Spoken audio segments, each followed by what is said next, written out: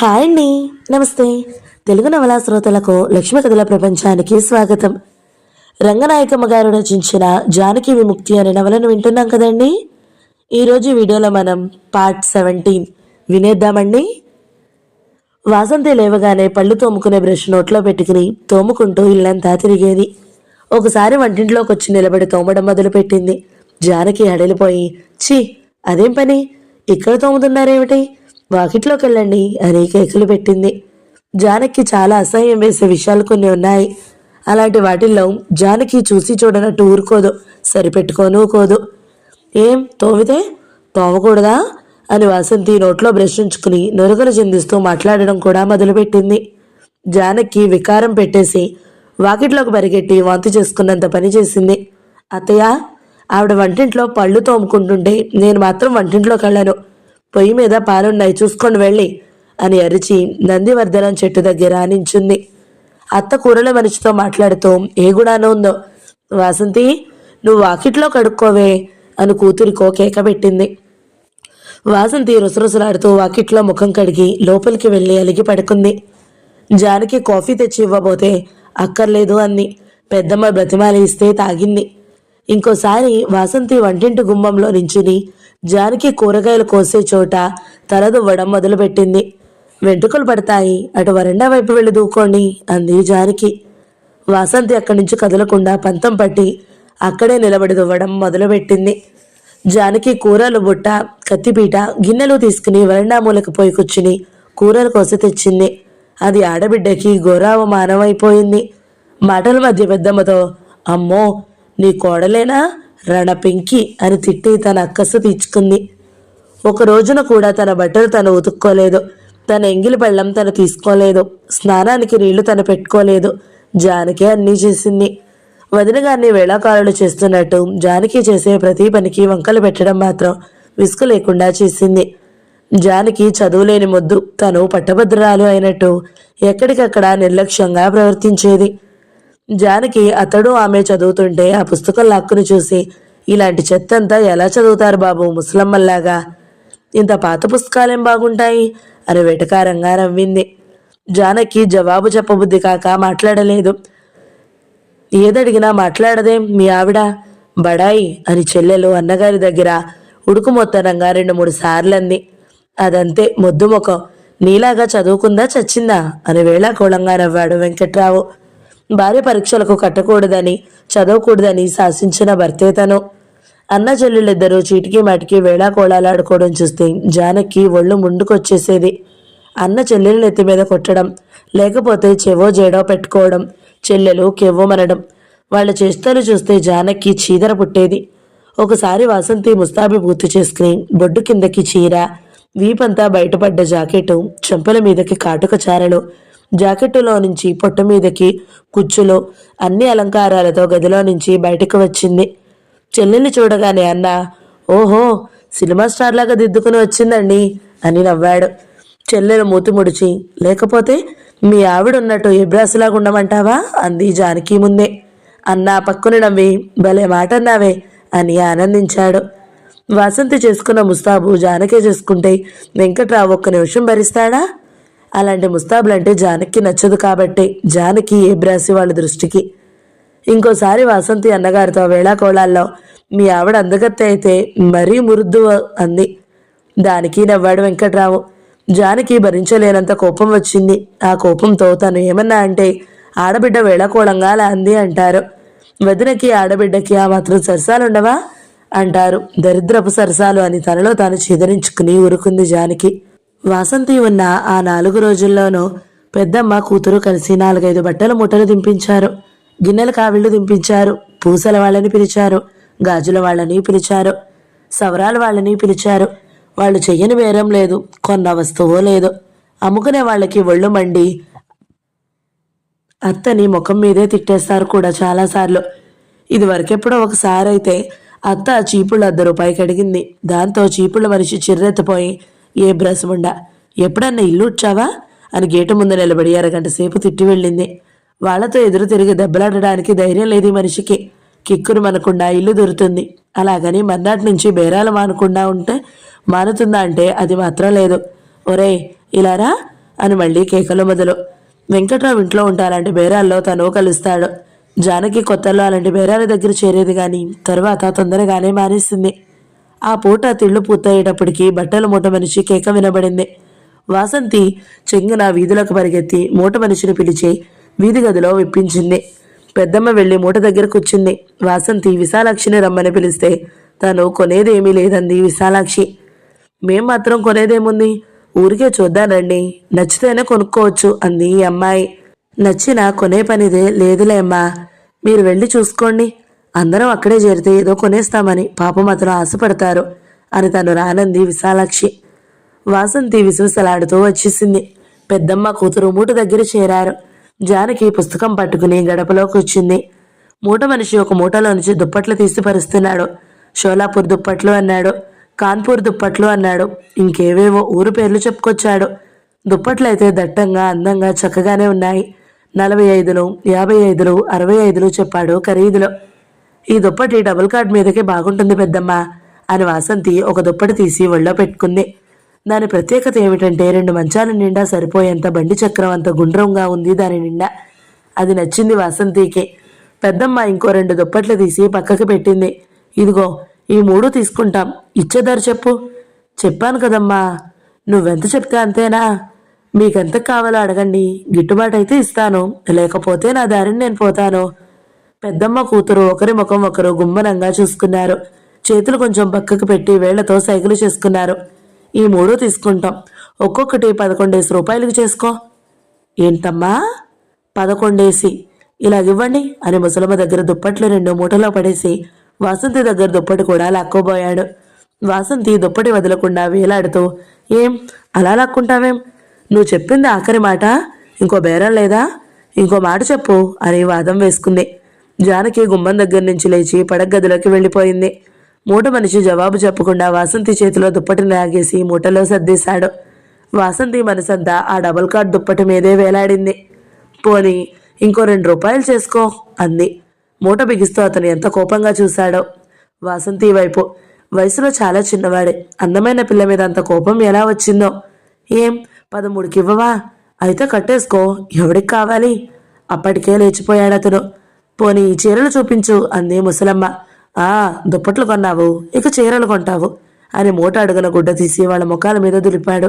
ఏం బేరం కుదరక్కర్లేదా, కుదిరితే ఎందుకు కొనవు, కొనడానికి కాకపోతే ఉసుపకు పిలిచామా నిన్ను అని ముసలమ్మ వాదానికి దిగింది. చాలే ఊరుకోవమ్మా, సింగిల్ కార్డ్ దుప్పటి 11కే అడిగావు, డబుల్ కార్డ్ దుప్పటి 11కే అడిగావు, ఇంకా బేరాలు చెయ్యాలి నీతో అని మూట మనిషి ముసలమ్మ వాదాన్ని శక్తివంతంగా తిప్పుకొట్టి మూట ఎత్తుకుని వెళ్ళిపోయాడు. జానకి ఆపుకోలేనంత నవ్వొచ్చింది. మూట మనిషి తన అన్నలాగే మాట్లాడాడు అనిపించింది. తన అన్నగాని బట్టల మూట వ్యాపారం చేసేవాడైతే సరిగ్గా అలాగే ప్రస్తావిస్తాడు అనుకుంది. కాసేపు అయ్యాక తల్లి కూతుళ్ళు ఏం చేస్తున్నారో చూద్దామని కుతూహలంతో వీధి గదిలోకి వెళ్ళింది ఏవో వెతికే వంకతో. పోనీ 15కి ఇస్తాడేమో, పిలవనా అంటోంది వాసంతి. ఏడుసాడలేదో, వెదవబడాయిను వాడోను, 15 రూపాయలు పోస్తే దాని బాబు లాంటి దుప్పట్లు వస్తుంది. నీకు తెలియదు పెద్దమ్మా, మనం మా ఊళ్ళో బొంబాయి షాప్లో అడిగితే ఇలాంటి దుప్పటే 60 రూపాయలు చెప్పాడు. జానకి ఊరుకోలేక, మరి ధర తెలిసి కూడా అంత తక్కువకి ఎలా అడిగారు అంది చప్పున. అడిగితే అడిగాం, గిట్టకపోతే గిట్టదమ్మా అని చెప్పరాదు.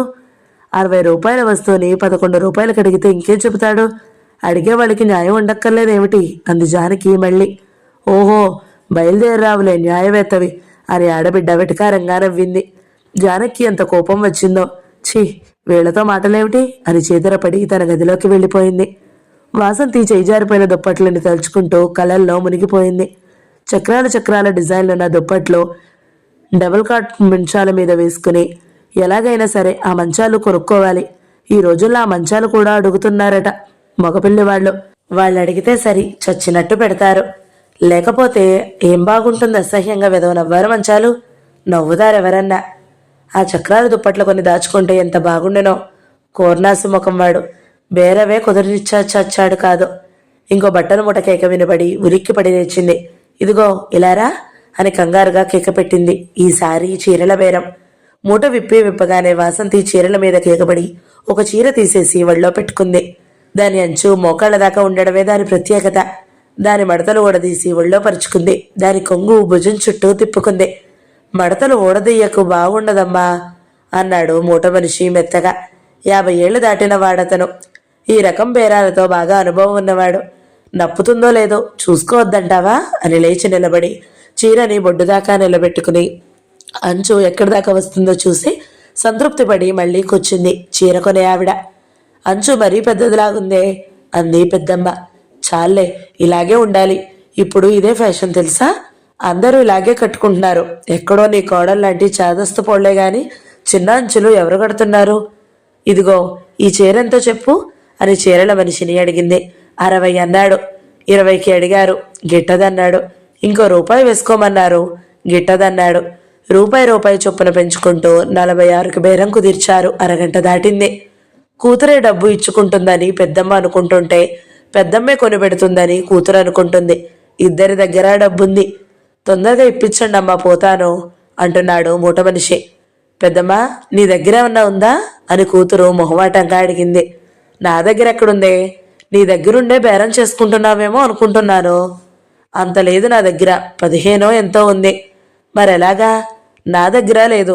ఇదో 5 6 ఉంటాయేమో, ఇమ్మంటే ఇస్తాను. చాలవుగా, ఇంకో 20 రూపాయలన్నా కావాలి. పోనీ మీ పక్కింటి ఆవిడ అడిగితే? చాలే, వాళ్ళ ఇంట్లో అగ్గిపెట్టుకు కూడా డబ్బులుండవు. శాంతపురుషుడైన మూట మనిషికి అప్పటికి కొంచెం కోపం మొదలైంది. చేతిలో డబ్బు లేకుండా మూటెందుకు దింపించారమ్మా అని గట్టిగా విసుక్కున్నాడు.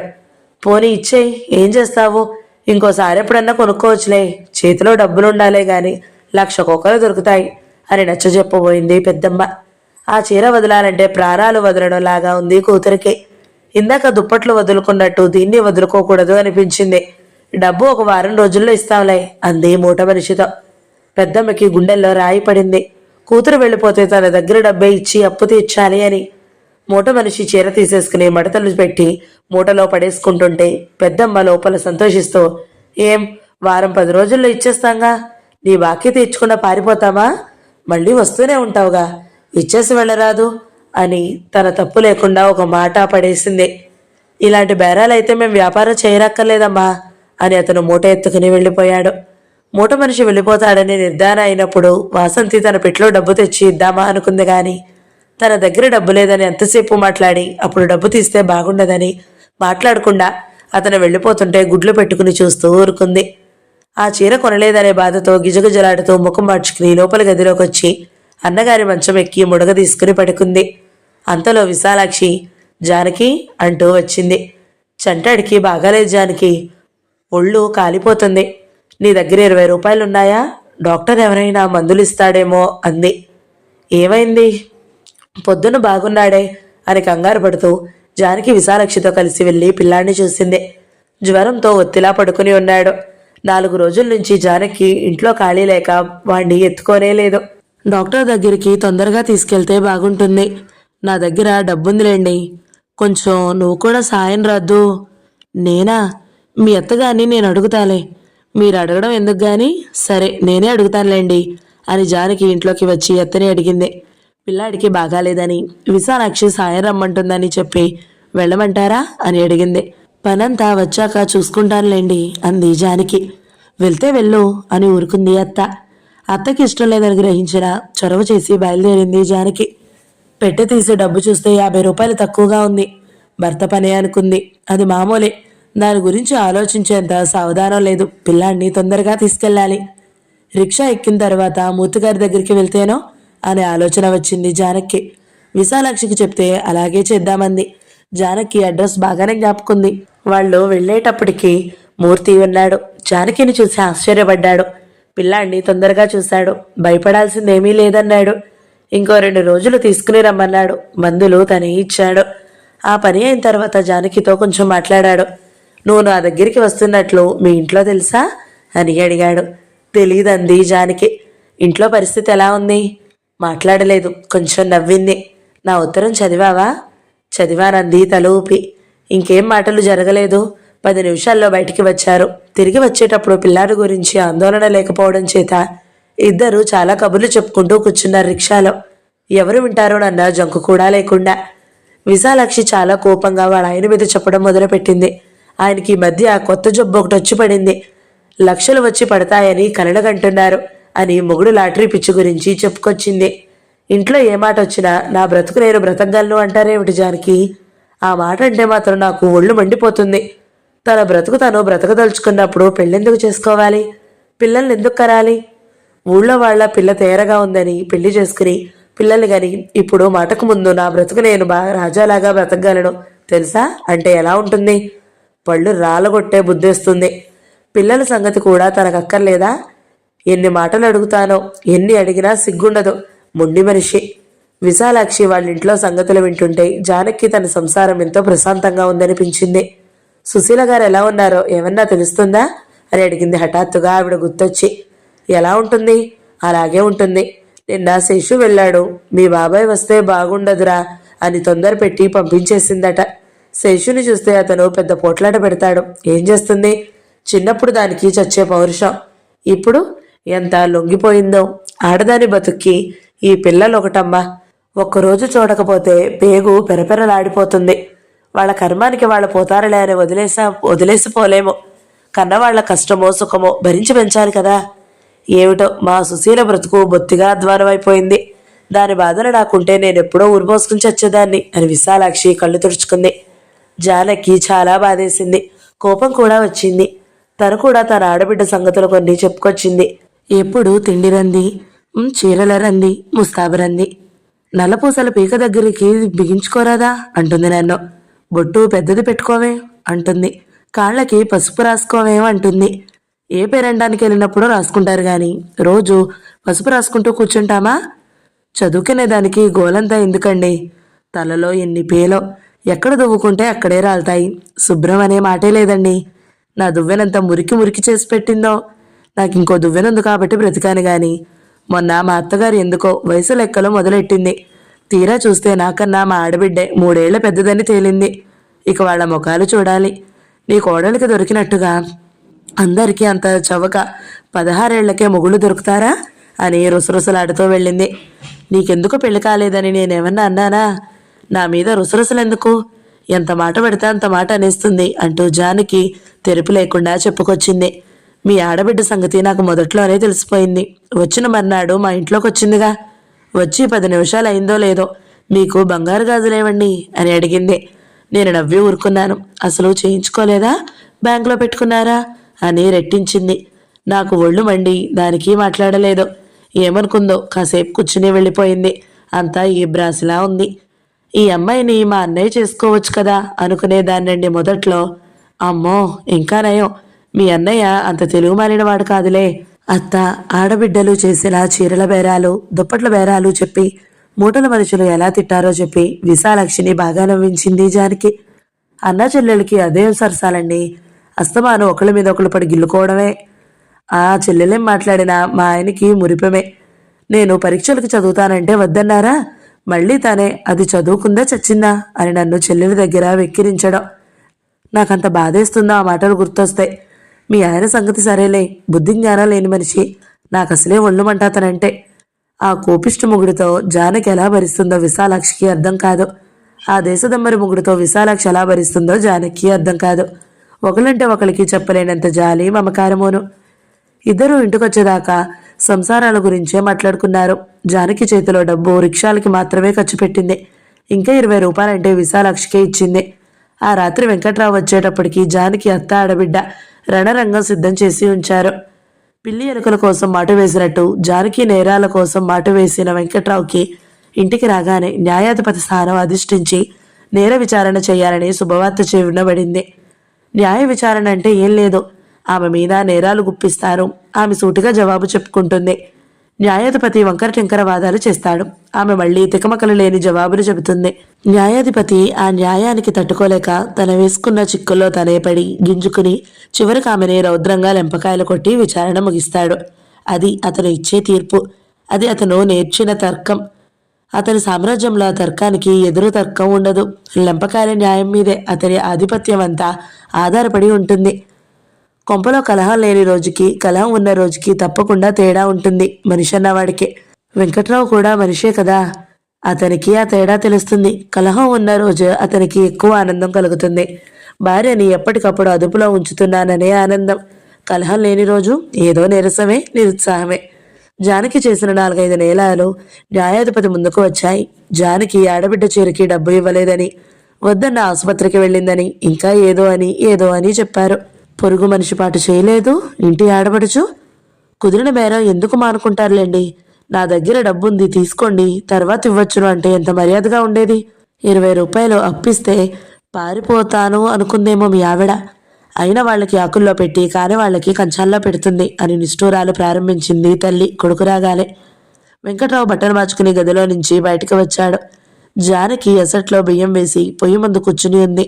అత్త మాటలన్నీ విని డబ్బు కావాలని మీరు అడిగారా నన్ను? విశాలాక్షి గారు అడిగారు కాబట్టి ఇచ్చాను, అడక్కపోతే నాకెలా తెలుస్తుంది అంది. ఆడబడుచు కూడా నోరు తెరిచి అడగాల?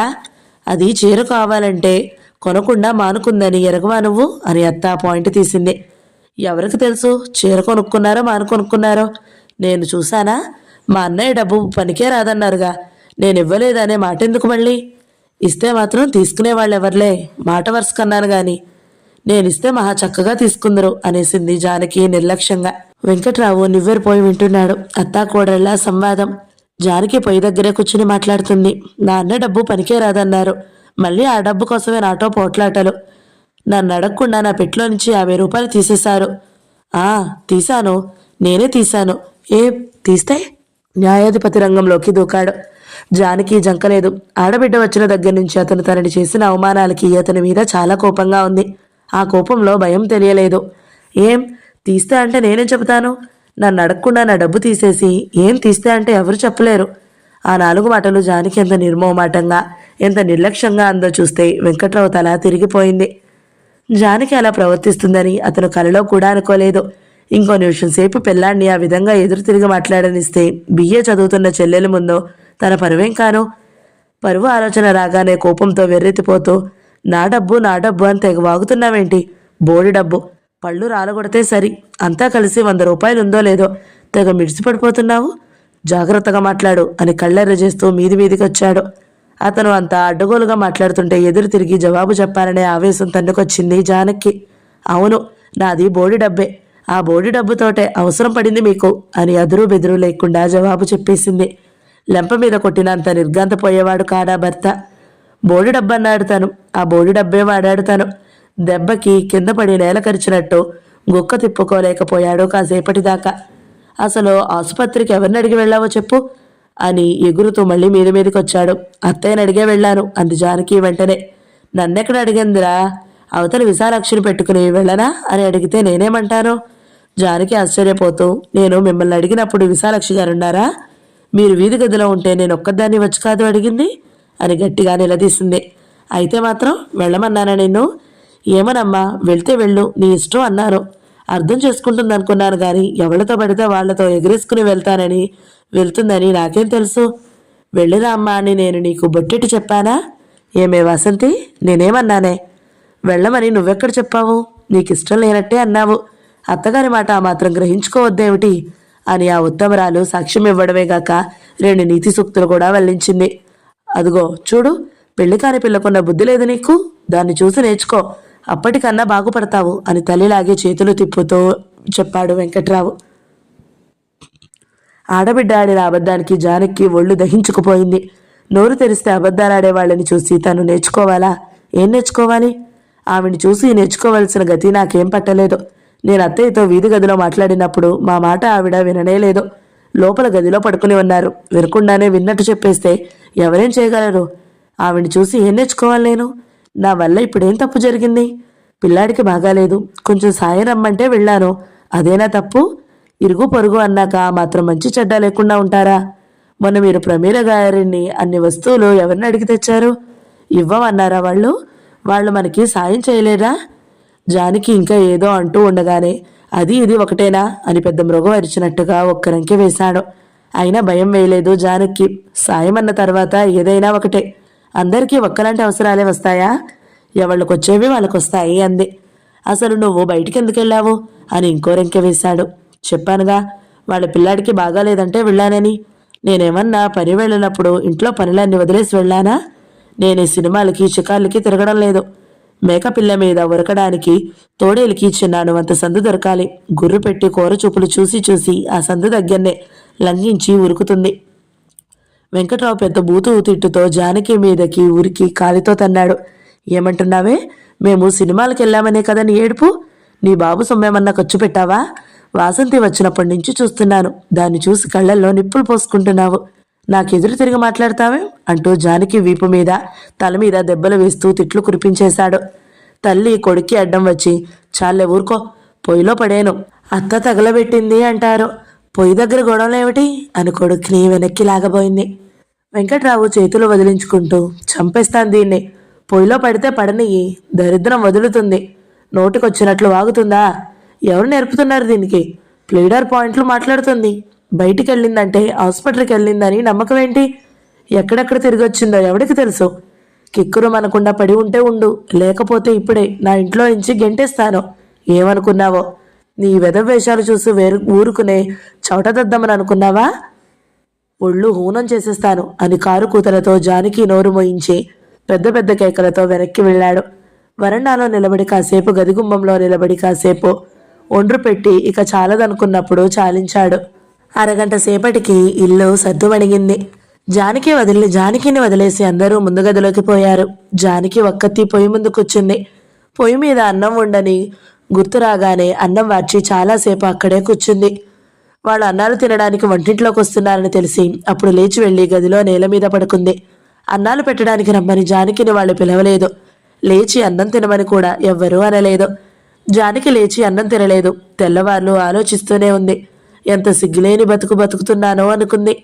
తను అన్నకి వెంటనే ఉత్తరం రాసినట్టు, మరుక్షణంలోనే అన్న తన ముందు వాలినట్టు, తన అన్నతో బయలుదేరినట్టు ఊహిస్తే కొంత బాధ తగ్గింది. మర్నాడే ఆ పని చెయ్యాలనుకుంది. చేస్తాను అనుకుంది. అలా నిర్ణయించుకున్న తర్వాతే తెల్లారగట్ల కొంచెం నిద్ర పట్టింది. మెలకు వచ్చేసరికి బారెడు పొద్దెక్కింది. అత్త అంట్లు తోమేసింది, పాలు కాగబెట్టేసింది, కాఫీలు ఇచ్చేసింది కొడుక్కి కూతురికి.